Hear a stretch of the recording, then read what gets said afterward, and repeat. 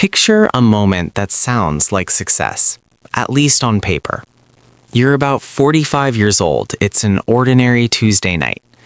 The house is quiet in that rare, comfortable way that only happens when nothing is urgently wrong. You sit at the kitchen table with a glass of wine and a checkbook. You write a check for $44,300. It's not bonus money. It's the last layer of your savings, the edge of your emergency fund, and what remains of a small inheritance you once promised to protect. You slide the check into an envelope, seal it, and drop it in the mail. The mortgage is gone. No bank, no balance, no payments. Just walls, a roof, and the comforting idea that this house finally belongs to you. That night you sleep deeply. There's relief in your chest, a sense of pride. You tell yourself this was the most responsible financial decision of your life. Then, 6 months later, everything shifts. The economy tightens, your industry slows, your position disappears. One meeting, one conversation, and suddenly your income drops to zero. No severance miracle, no backup plan ready. You open your bank app and feel your stomach drop. There's nothing there because you sent all your flexibility to the bank. Bills don't care about intentions. Groceries still cost money. Utilities still show up on schedule. Your car doesn't care that your house is paid off when the transmission starts slipping. You walk through your living room, aware that the house is worth hundreds of thousands of dollars, but that value is sealed inside the walls. You can't pay the power company with drywall. You can't hand a mechanic a piece of brick. So you go back to the bank, this time asking for a home equity line of credit. They barely hesitate. No income, no loan. You are asset rich and cash poor, sitting on a pile of gold and struggling to eat.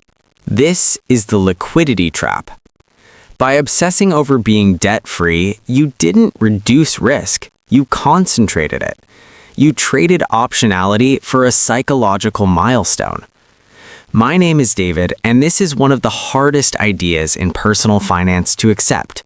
Paying off your mortgage early often feels safe, but mathematically, it can make you weaker. The push to eliminate mortgage debt isn't rooted in numbers, it's rooted in emotion. Specifically, fear inherited from generations that lived through very different financial conditions. When mortgage rates were 12 or 14%, paying them off was survival. That was a guaranteed return worth chasing. But today, many homeowners sit on mortgages between 3.25 and 4.75%.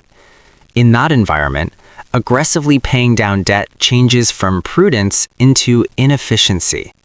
Every extra dollar sent to a low-interest mortgage is capital locked into a rigid system. No liquidity, no flexibility, no easy exit. Ask yourself honestly, would you voluntarily put your savings into an account paying 3.5% knowing you can't touch the money without selling your house or begging a lender? You wouldn't. You'd look for better options. And yet, early mortgage payoff is exactly that investment, just wrapped in emotional comfort. This is where arbitrage enters the picture.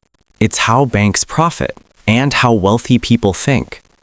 Banks borrow cheaply and lend expensively, keeping the spread. You can reverse that.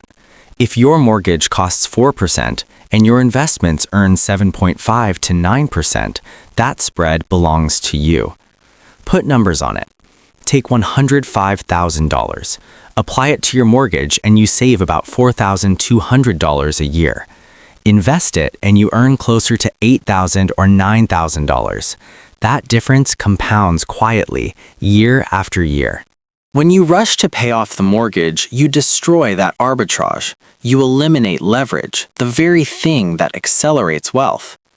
People label that as risk, but that's a misunderstanding. Real risk isn't owing money. Real risk is lacking access to money when life shifts.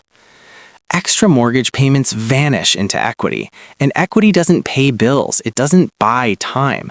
It waits silently until conditions are perfect, which is exactly when you don't need it.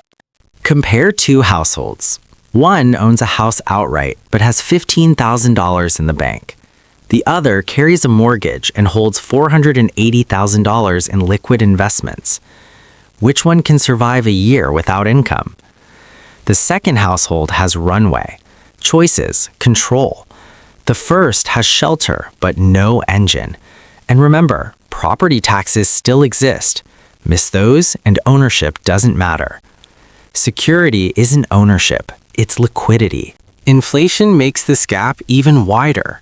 A fixed-rate mortgage is one of the few tools regular people have to quietly benefit from inflation. Your payment stays flat while the dollar weakens. What feels heavy today feels smaller every year. When you accelerate payoff, you hand the bank strong dollars instead of letting inflation reduce the real cost of the debt over decades. You're giving up one of the most powerful tailwinds available. Then there's opportunity cost, the wealth you never see because you erased it. Someone who invests an extra $900 or $1,100 per month instead of rushing the mortgage doesn't just end with a paid-off house. They end with a house and a portfolio measured in 7 figures. And psychologically, paid-off homes don't create discipline. They often create consumption. The money finds new ways to disappear. A mortgage, ironically, keeps spending contained while wealth grows elsewhere. So here's the real conclusion. A paid-off house feels like freedom, but it's often just a symbol. Liquidity is what actually keeps you safe.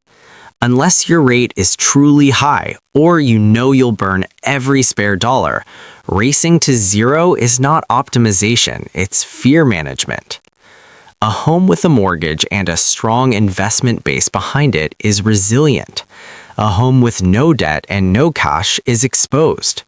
One is a fortress with an army. The other is a beautiful building with no defense. When life changes, as it always does, I know which one I'd rather have.